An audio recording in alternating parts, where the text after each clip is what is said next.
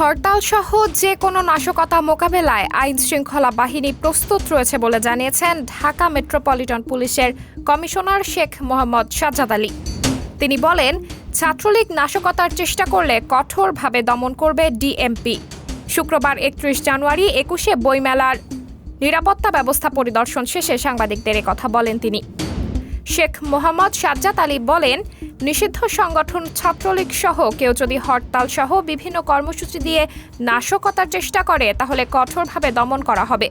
ডিএমপির বাইরেও নিরাপত্তায় নিয়োজিত থাকবে র্যাব গোয়েন্দা সংস্থা।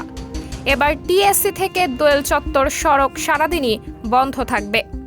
ঢাকা বিশ্ববিদ্যালয়ের আশেপাশের এলাকাও নিরাপত্তা ব্যবস্থা জোরদার হবে। ঢাবি এলাকায় মেলা চলাকালীন ১ মাস কোনো ভারী যানবাহন চলবে না।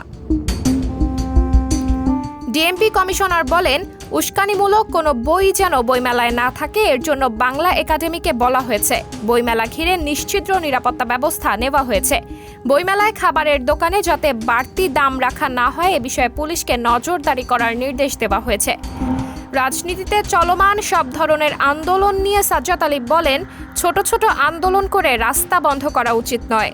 সাবরিনা জলিল, সবার কথা।